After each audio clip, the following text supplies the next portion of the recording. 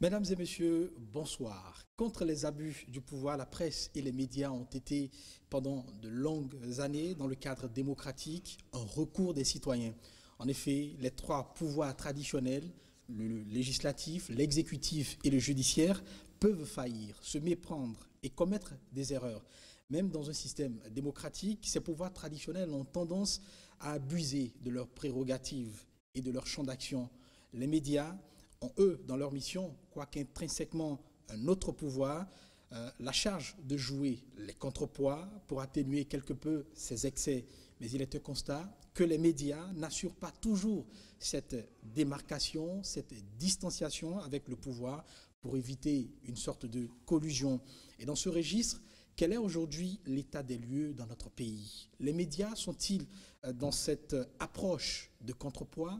Qu'est-ce qui les en empêche fondamentalement? Sinon, nous explorons les contours de ce sujet avec nos invités en plateau. Chers amis, bonsoir. Bonsoir. Bonsoir. Philippe Nsek, vous êtes journaliste et vous partagez ce plateau avec nous. Nous sommes très heureux de vous avoir. Bonsoir. Je suis journaliste, c'est la retraite, oui. D'accord. Sur cette table, pour parler de ce sujet, des médias, Fernand Azopouta, Fernand Azopouta, vous êtes journaliste, ancien conseiller à la HAC. Bonsoir et bienvenue. Bonsoir. À vos côtés, Agapit Napoléon Maforican, journaliste formateur, communicateur, ancien conseiller à la HAC également. Bonsoir. Bonsoir. Bonsoir téléspectateurs.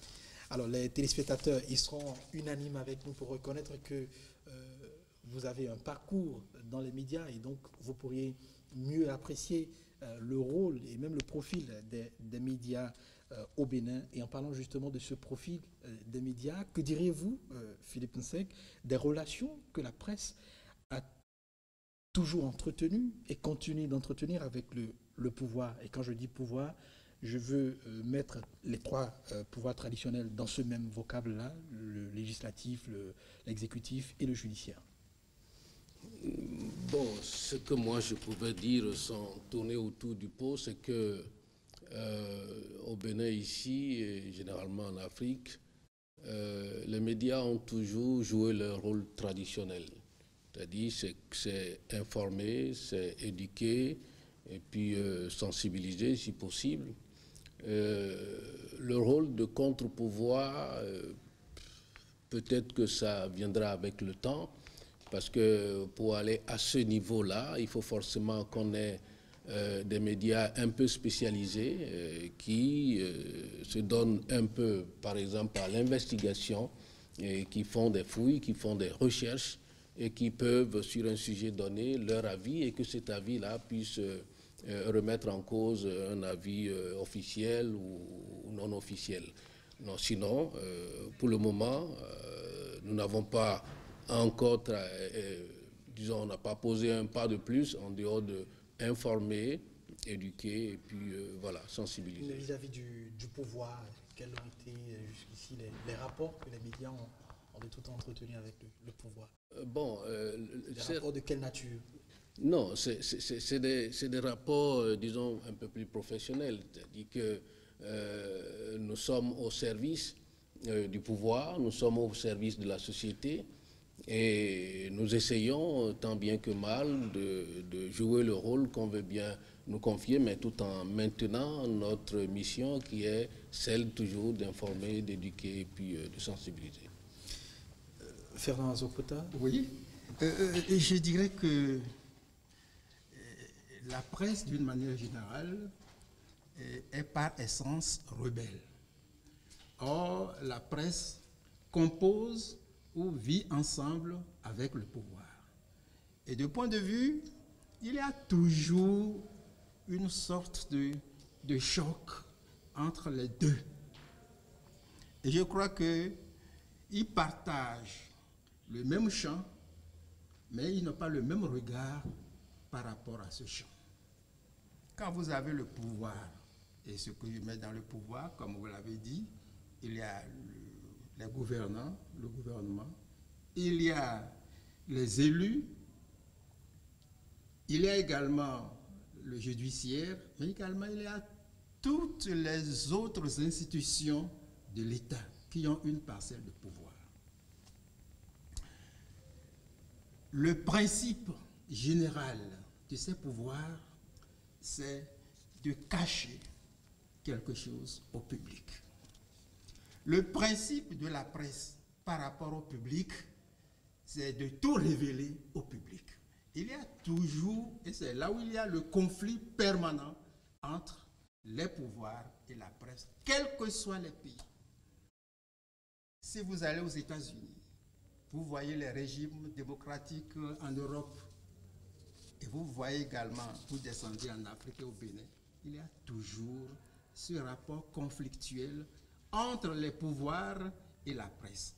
Et le champ d'application, le terrain qui les oppose, c'est le public.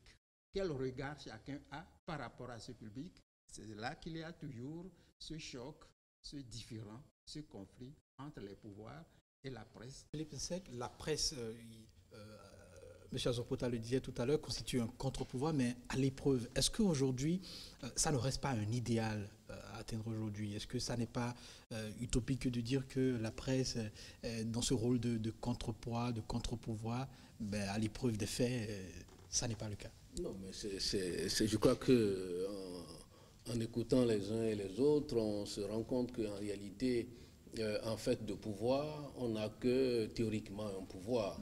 Parce que la vérité est que pour faire une investigation, tant que vous n'êtes pas soutenu et que vous n'avez pas une source crédible, parce que c'est ça la vérité aujourd'hui. En Afrique, on se sert généralement de nous. Vous voyez, non? Lui, il vient de l'expliquer.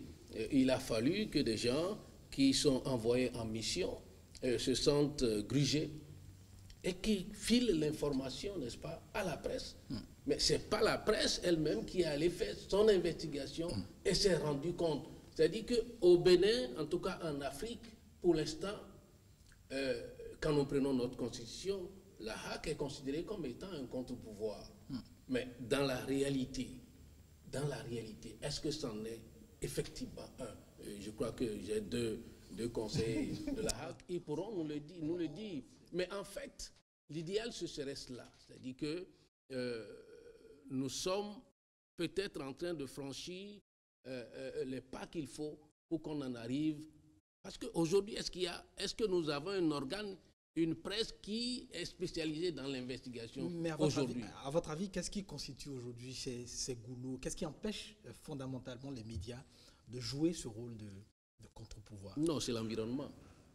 C'est l'environnement. Tant que nous n'allons pas atteindre un niveau de développement qui nous permette de comprendre que la presse a un rôle à jouer et qu'on lui concède cela, c'est normal. Eh bien, vous avez un organe de presse qui n'est pas en mesure de fonctionner tant que cet organe n'est pas en mesure d'avoir un contrat, que ce soit avec l'État ou avec un autre privé. Où est-ce que l'organe en question va trouver les ressources pour travailler? Et quand vous décidez de mener une enquête, c'est pas mal d'investissement, c'est pas mal de moyens à y mettre. Mais où allez-vous trouver ces moyens pour le faire? Donc pour l'instant, nous sommes, comme on le dit, on dépend de ceux qui nous donnent les moyens pour travailler. Si celui qui vous donne les moyens pour travailler se rend compte que votre travail finalement ne lui rend pas service, eh bien il vous bloque. Monsieur Maforican, est-ce que ça n'est pas fait exprès de la part des pouvoirs pour fragiliser tant soit peu les médias qui doivent jouer les contrepoids? Non, je continue de dire que les médias n'ont pas un rôle politique de pouvoir. C'est-à-dire que le problème est simple. Et quand l'intervention de Nsek, un pouvoir est constitué. On lui donne des prérogatives, on met des acteurs en place, donc il y a un fonctionnement, un cadre fonctionnel, et on met des moyens. C'est que le problème qui se pose ici, c'est que dans notre constitution, l'exécutif est mis en place. On connaît sa structure et on a mis les moyens de son fonctionnement. Le législatif est mis en place avec des structures et des fonctionnements. Le judiciaire est mis en place avec une configuration. Les médias, ce que l'autre disait au XVIIIe siècle et que d'autres ont repris, ça c'est des idéaux, c'est une lecture vue d'esprit. sous la Révolution, les révolutionnaires estimaient que, enfin au Bénin, sous le PRPB, que le média était les organisations de masse du parti. C'était un instrument de la révolution, un instrument, un outil de propagande révolutionnaire. Donc c'était pas un pouvoir, c'était un outil. Donc c'est... Alors, on peut... Peut-être qu'il n'est pas formel ce pouvoir, oui. Mais dans les faits, est-ce que... Non, je viens. Oui. Donc du coup, c'est le rôle de médiateur, c'est le rôle d'interface qui lui donne cette puissance aujourd'hui. C'est comme les confessions religieuses. Ce n'est dit nulle part qu'elles constituent un pouvoir. Mais pourtant, les poids de ces structures dans notre société, c'est énorme.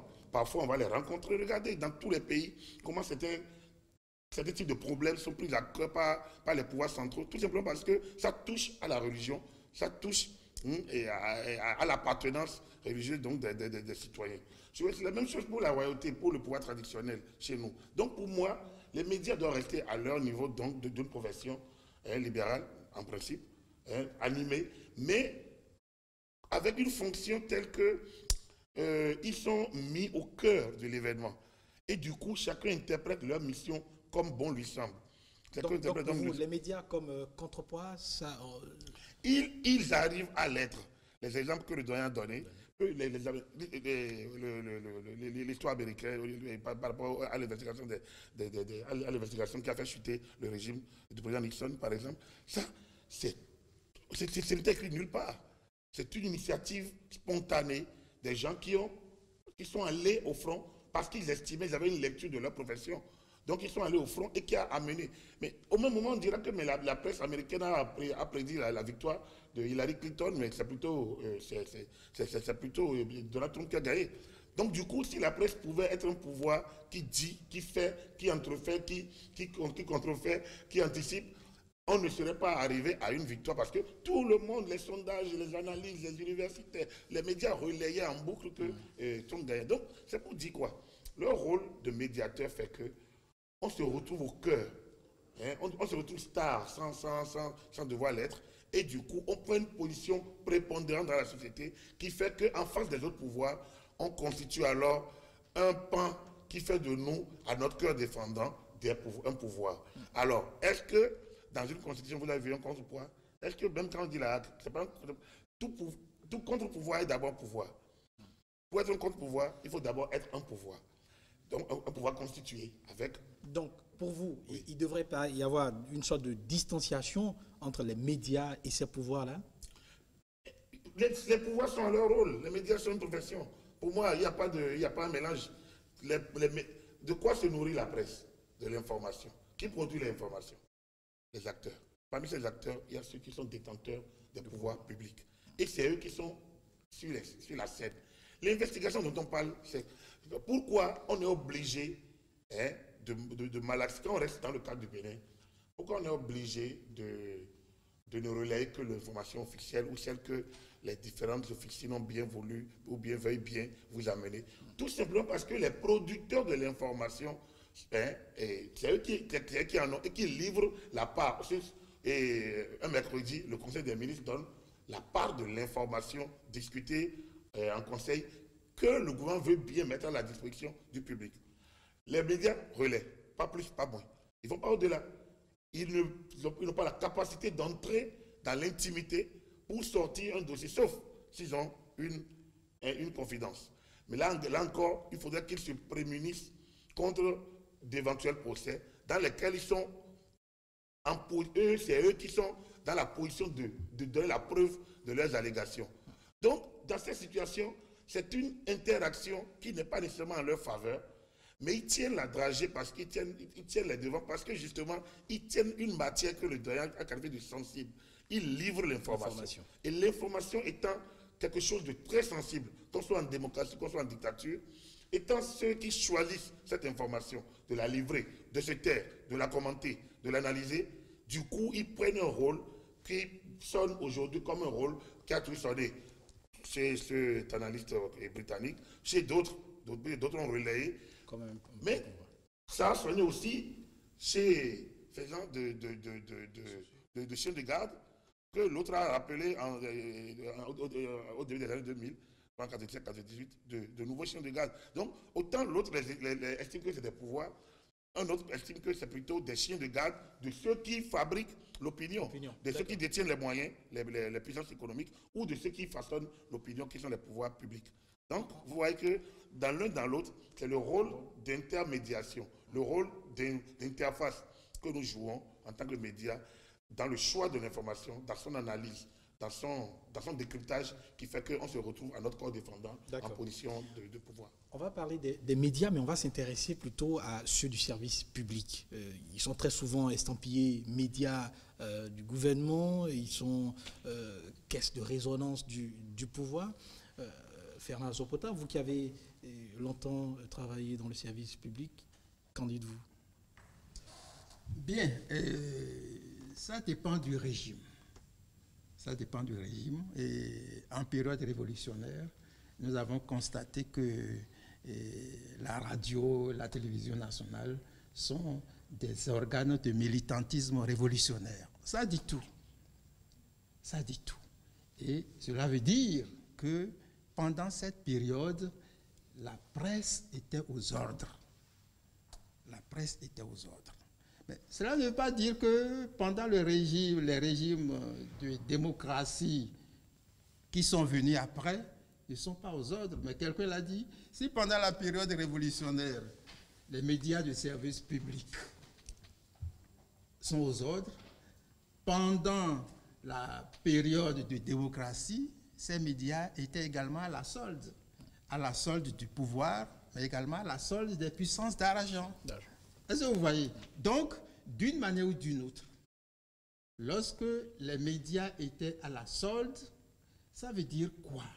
Ça veut dire qu'ils font tout pour garder de très bonnes relations avec ces médias plutôt que de les contrarier. Et pour le faire, il y a plusieurs manières de le faire. Et les médias et les hommes publics, depuis des siècles, utilisent les mêmes choses. La même approche. La même approche. Lorsque vous voyez la presse britannique au XVIIIe siècle, était une presse virulente contre le pouvoir. Mais la couronne, l'image de la couronne n'est pas bien perçue. Et qu'ils ont changé de méthode, au lieu de traduire chaque fois les gens. Première chose, la corruption. Ils ont tenté de corrompre. La deuxième chose, ils ont commencé par fabriquer eux-mêmes des journaux. Et lorsque vous voyez la situation au Bénin, c'est pareil. Vous avez les journaux qui, plus ou moins, sont indépendants. Vous avez les journaux qui sont d'obédience régimiste, et vous avez également les journaux qui sont d'opposition. Maintenant, ce qu'ils font et qui les discrédite, c'est que quand vous voyez ce journal, avant de le dire, c'est que non, je connais ce qui est dedans. Parce que nous avons une mauvaise pratique dans la relation des faits. C'est différent et nous avons copié un peu la France et les pays francophones. Vous commencez par livrer les faits avant de donner vos propres opinions, vos propres commentaires. Et lorsque vous voyez notre presse, on ne voit pas la différenciation entre les faits et les opinions. C'est ça qui fait que quand vous voyez un journal, automatiquement, il commence par donner les opinions avant même de dire les faits. Il faudrait qu'on revienne à l'orthodoxie dans la rédaction des nouvelles. Et vous voyez, ça va changer beaucoup. Il y aura des journaux de l'opposition, mais que les gens qui ne sont pas de l'opposition auront du plaisir à suivre. Parce qu'il faut voir comment c'est relaté et quelle est l'opinion, parce que l'opinion contraire aussi aide tous les gouvernements, d'une manière ou d'une autre. D'accord. Toujours sur la même question, Philippe Nsek, qu'est-ce qui peut expliquer justement le fait que très souvent les médias de services publics sont assimilés à des caisses de résonance du pouvoir? Pour moi, c'est des questions de... Ça dépend de l'enjeu.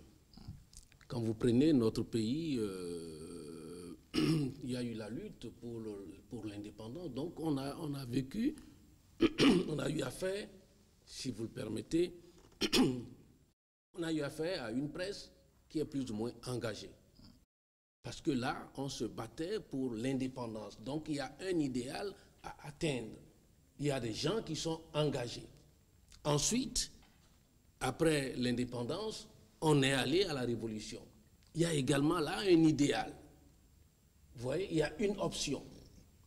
Donc, il y a une presse qui est engagée. Aujourd'hui, nous sommes dans une certaine liberté. Donc, on est dans le renouveau démocratique. Logiquement, un organe de presse comme l'ORTB, qui est un organe public, devrait pouvoir se démarquer entre être au service du gouvernement et être au service du pays.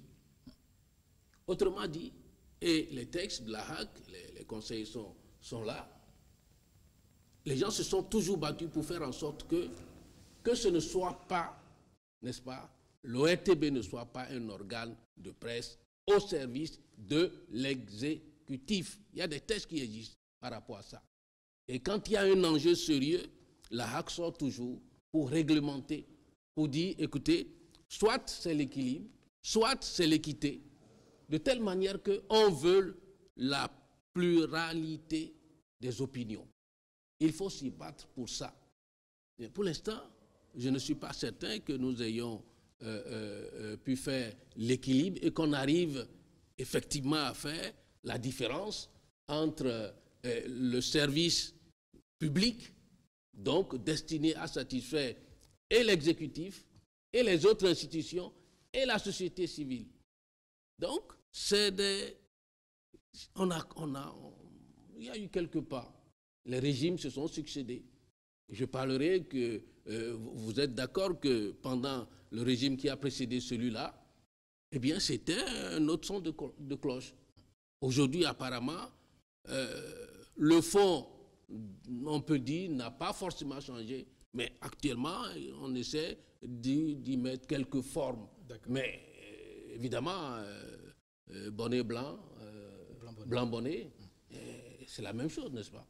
Qu'est-ce qui peut expliquer ça selon vous, Agapit? En fait, ce qui peut expliquer ça, c'est parce que nous voyons la chose et on veut rester à côté. Vous savez, les Français ont bâti leur presse. Et ils vont vous parler de la Révolution française, ils vont vous parler de la prise de Bastille, ils vont vous parler de 1789, ils vont parler de la Charte des droits de l'homme et du citoyen, c'est ça, de 89.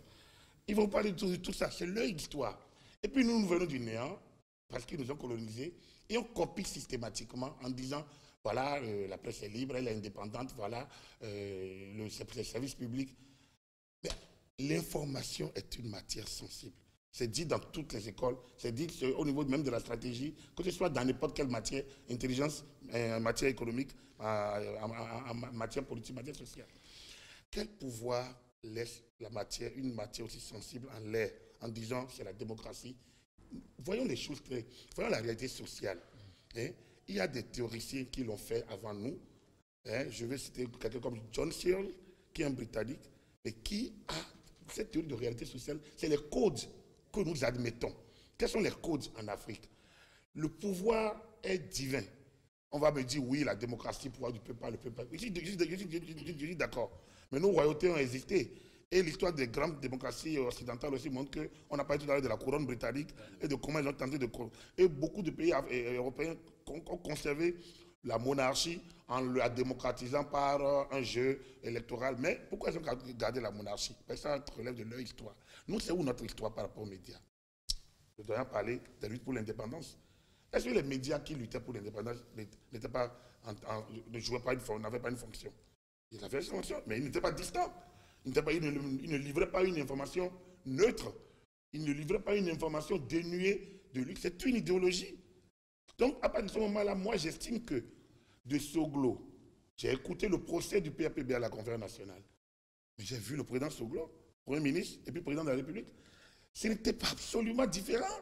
Seulement, c'était dépouillé du contrôle d'une direction de la propagande. Mais les journalistes qui étaient en place savaient bien que quand ils doivent bouger un peu, ça venait du palais.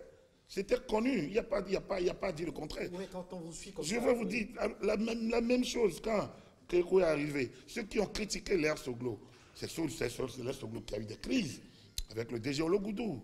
C'est sous l'ère Soglo qu'il y a eu des crises avec les syndicats.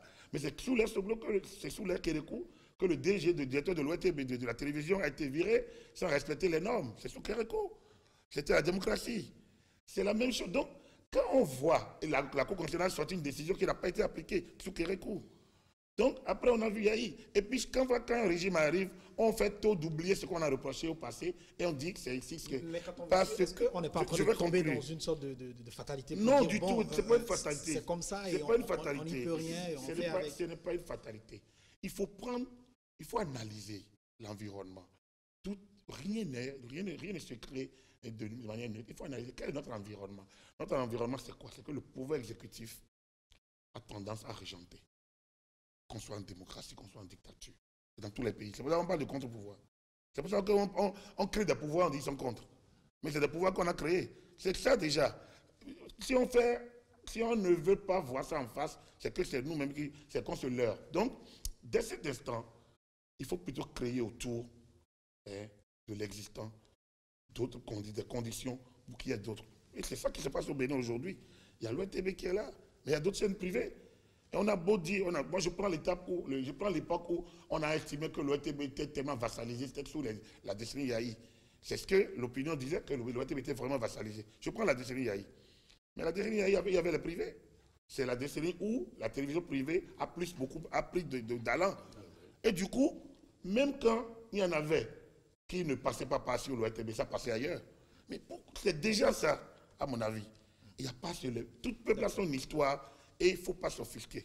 Maintenant, les luttes sont permanentes. Ça veut dire quoi? Ce qui est mal fait hier, il faudrait que les gens se battent pour avoir meilleur. Mais nos textes, si on veut voir les textes que nous faisons copier-coller, c'est qu'ils sont dénués de la réalité que nous vivons. Il faudrait déjà analyser l'existant et bâtir autour de l'existant un idéal sur lequel nous travaillons. Donc l'idéal aujourd'hui, c'est quoi? C'est de faire en sorte que le service public soit réellement un service public. Mais il est déjà en partie aujourd'hui. D'accord. Puisque vous me direz qu'à l'ORTB, vous ne montrez pas votre journal au directeur de la communication de la présidente de la République. Vous ne me direz pas ça. Qu'il doit valider vos plateaux avant. Je ne sais pas si en m'invitant, vous l'avez fait valider ça. Avant, sur le PPB, c'était déjà ça. Donc, il y a une avancée. Mais on ne peut pas se contenter de l'avancée, il faut continuer à lutter. Mais il ne faut pas non plus se lamenter en disant, chez nous, ils sont des vassaux, c'est le pouvoir, c'est le gouvernement qui agite. Moi, je ne suis pas de cette... Et pourtant, je suis privé par ailleurs. Je suis privé, je finirai, je vois que vous verrez d'envie. Je suis privé parce que, en clair, quand on prend l'aspect, c'est comme si c'est l'exécutif seul qui met la pression. Mais l'argent met la pression. Alors, l'argent, autant la pression politique d'un exécutif, n'est pas... Autant la pression fiscale et financière d'un mania peut également tuer cette même liberté. Donc, si moi je suis dans un privé où c'est les finances privées de quelqu'un, mais qui m'oblige à ne dire que ce que lui a envie que je dise, pourquoi vous pensez que c'est différent de ce que un gouvernement, un président élu par suffrage universel fait dire à une chaîne de service public. Donc, c'est pour chercher ce juste milieu qui permettra que, au finish, les populations aient une information diversifiée, que ça vienne du service public ou que ça vienne des médias privés. Tout à l'heure, on a parlé de la HAC, l'institution de régulation et tout le reste. Et vous, Fernand Azopota, vous avez été conseiller à la HAC. Et puis, vous vous rappelez tout à l'heure ce rapport plutôt conflictuel entre les médias et les pouvoirs. Que doit être justement le rôle de cette institution-là, la HAC, dans ces rapports que les médias entretiennent avec les pouvoirs? Non, c'est une bonne institution chargée de réguler la presse. C'est son rôle principal. Et on a tracé quand même un chemin, un couloir que tout le monde doit suivre. Et je crois que c'est très important. Quand on dit la HAC joue un rôle très important. Parce que si on ne régule pas la presse est très très dangereuse dans tout pays. Démocratique ou pas, la presse est dangereuse. Et c'est là où je dis, si elle était un pouvoir constitué, beaucoup de régimes allaient supprimer. Et c'est parce qu'il n'est pas un pouvoir mis en place par un régime qu'il constitue un véritable contre-pouvoir. Parce qu'il est là, vous ne pouvez pas le lâcher. Vous ne pouvez pas prendre un décret pour le supprimer. Et donc on le contrôle. Oui, c'est pourquoi. Autrement, Oui, on le contrôle. Et j'ai dit tous les régimes. Il y a un journal français qui dit, mais Mitterrand se plaint de la presse. Et il dit, et pourtant, toute la presse était à sa dévotion. Mais il n'a pas bien contrôlé. Quand il dit, je veux ceci, tout le monde doit gicler. Oh, il a dit, par essence, la presse est rebelle. Il y a toujours collusion entre les gouvernants, mais quelque part, c'est un couple. Mais ce n'est pas un couple fidèle à 100%.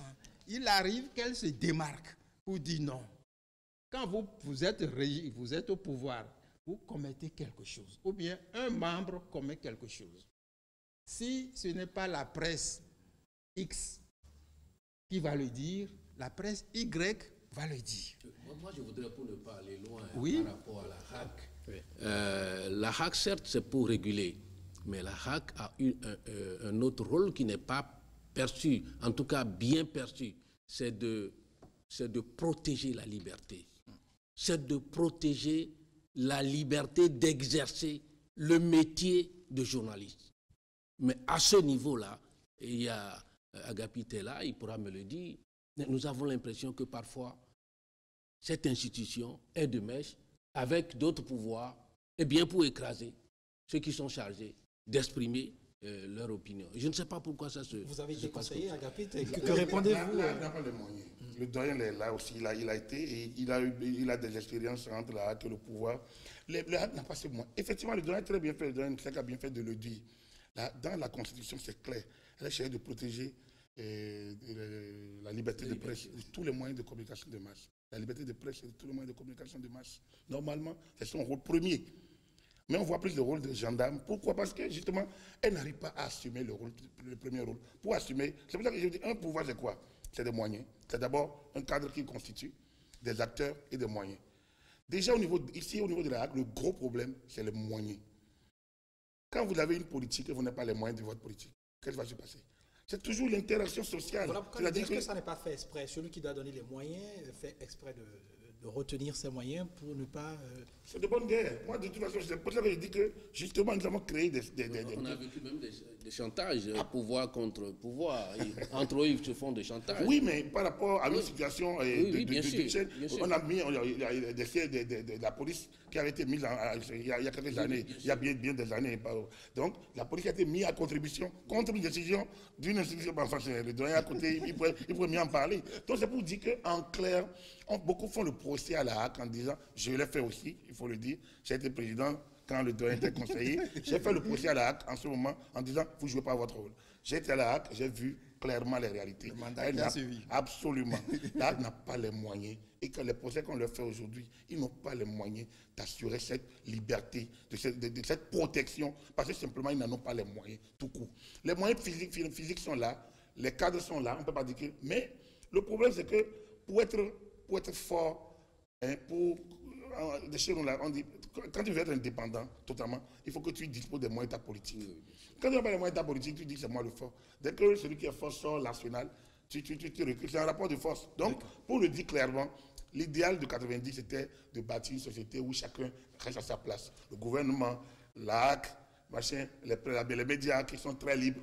Mais à l'épreuve des faits, on s'est rendu compte que simplement, on a juste déplacé la centralisation.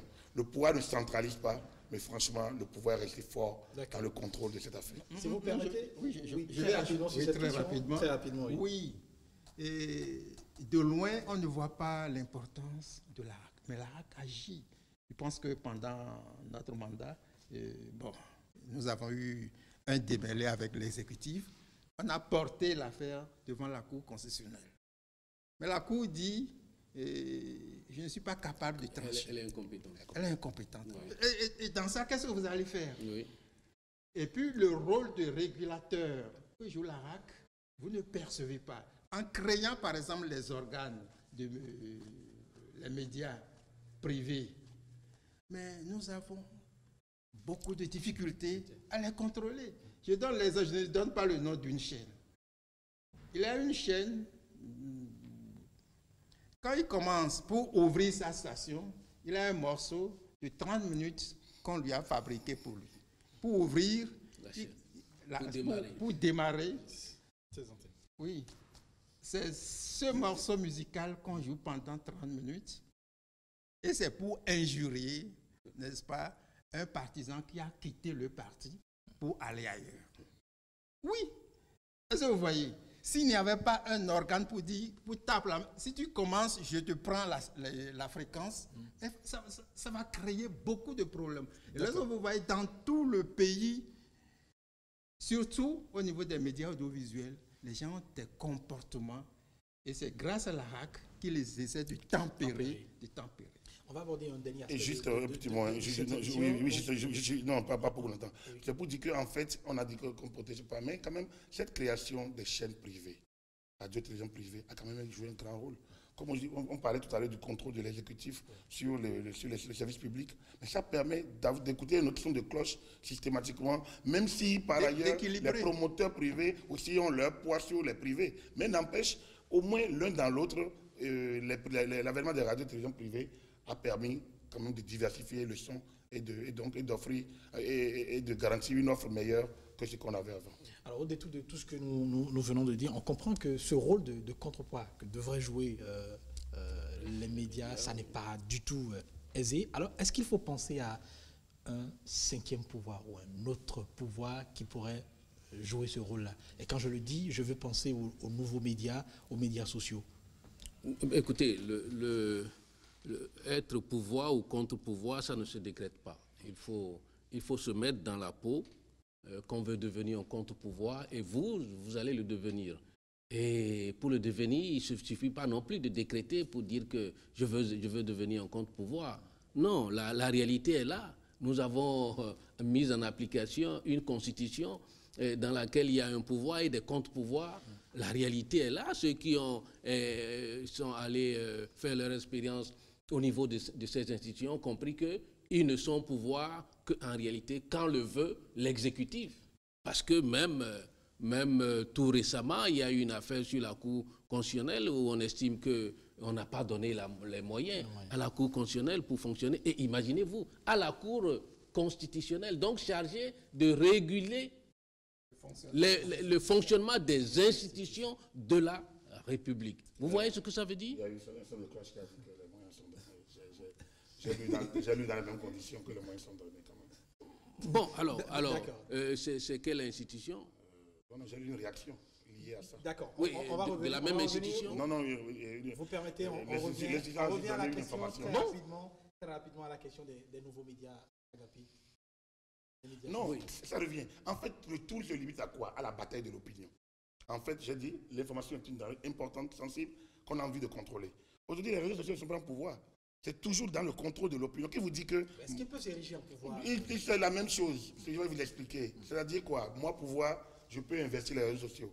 J'ai le pouvoir de l'argent, je peux investir les réseaux sociaux. J'ai le pouvoir mystique, je peux investir les réseaux sociaux. J'ai le pouvoir spirituel ou bien le pouvoir intellectuel, je peux, avec mes étudiants, investir. Donc, le problème qui se pose, c'est la récupération. Quand on voit simplement l'aspect pouvoir, oui, mais on peut décréter pouvoir. Mais en réalité, comment saisir ce pouvoir-là? Est-ce que c'est parce que je suis un privé? Est-ce que c'est parce que j'ai 10 Android où je peux créer 10 réseaux, je peux être 10 fois présent sur un forum que c'est une liberté? Non, c'est pour dire que quoi? Aujourd'hui, c'est vrai, la presse n'est plus comme avant où l'information est détenue par quelqu'un, où il peut avoir une autorisation. Aujourd'hui, c'est une révolution de l'information, ça va de partout. Du coup, ça pose un problème pour les régulateurs. Il y a 10 ans, on parlait de dérégulation. Aujourd'hui, on parle de régulation. Tout simplement parce que finalement, il faut revenir, il faut revoir, il faut adapter. On a d'ailleurs un code numérique pour ça. Donc, l'avènement des réseaux sociaux est une démocratisation de l'information. Mais c'est aussi une ouverture de la désinformation. C'est toujours la bataille pour le contrôle de l'opinion. Ça nous amène simplement à redimensionner les efforts de ceux qui savent se battre pour contrôler l'opinion. Donc ça reste relatif. Toujours sur la question des nouveaux médias? Oui, les nouveaux médias constituent un pouvoir, mais pas un cinquième. Ils renforcent le quatrième pouvoir. Et c'est un pouvoir important qui joue leur rôle au sein de la société. Et aujourd'hui, que ce soit vous êtes de l'opposition, chacun veut contrôler, n'est-ce pas, les réseaux sociaux. Chacun veut contrôler. Leur pouvoir, c'est quoi? C'est qu'ils agissent sur l'opinion publique. Et c'est important. Ils agissent, et je me rappelle la dernière élection présidentielle. On a lu dans les réseaux sociaux que les militaires ont voté avant, 72 heures avant, et voici les résultats. Est-ce que vous voyez? Alors que les militaires n'ont pas voté, ils ont voté le même jour. L'armée a démenti jusqu'à la fin Mais c'est parti. Parce voilà. que, et puis, la manipulation de l'opinion. Plus vous démentez, plus le public dit, voilà. est-ce que ce n'est pas vrai? Pourquoi il s'acharne à démentir si effectivement ce n'est pas vrai? Exact. Parce qu'il faut savoir aussi démentir. Donc c'est un pouvoir. Ce n'est pas un cinquième, mais c'est un pouvoir. D'accord. On va prendre 1 minute chacun, si vous le permettez, pour clore ce plateau. On va commencer par vous. Oui, moi je crois que le débat est intéressant. La presse ou bien les médias considérés comme un contre-pouvoir, c'est possible, mais c'est peut-être pas aujourd'hui, mais c'est possible si on s'y investit. C'est-à-dire que si dans nos têtes, nous comprenons que la presse a un rôle à jouer et qu'on accepte de concéder à la presse ce qui lui revient, oui, là, la presse pourra se battre. Il faut les moyens. Il faut les moyens parce que, bon, il y a pas mal de sujets sur lesquels on pourrait revenir, mais je dis, c'est un idéal et qu'il faut peut-être atteindre. Merci bien. Agapi. On a fait beaucoup d'efforts, on a fait beaucoup d'avancées. Si on regarde la presse pour l'indépendance des années 50, 40, 50, quand on voit la presse qui était les organes de pouvoir, enfin, entre un relais simplement de l'information institutionnelle entre 60 et 72, et puis la presse combattante révolutionnaire de 72 à 90. Depuis 90, si on regarde, on a fait beaucoup de chemin, du très bon chemin. Il reste simplement à améliorer. Donc c'est une bataille de tous les jours. Gardez simplement que c'est un pouvoir qu'on ne vous concède pas. Chacun doit pouvoir s'approprier le pouvoir qu'il estime pouvoir exécuter. Parce qu'en se disant que c'est un domaine qui n'est pas réservé seulement aux journalistes, l'homme politique veut l'investir, le capitaliste veut l'investir, le mystique veut l'investir, tout le monde veut l'investir parce que c'est un domaine sensible de maîtrise de l'opinion. Si on conçoit ça ainsi, je pense que chacun s'armera de mieux pour continuer à jouer sa partition. Je trouve que nous avons beaucoup avancé, notamment avec les réseaux sociaux qui démocratisent l'information et qui permettent aujourd'hui à tout le monde d'être les fabricants de l'information, les désinformateurs et les informateurs. Merci bien. Allez, on va finir avec vous. Oui, moi je dis que c'est heureux que nous avons, n'est-ce pas, le système démocratique depuis 90. C'est heureux que nous avons une presse très active. Elle peut être corrompue, elle peut ne pas être corrompue. Toute société est comme ça.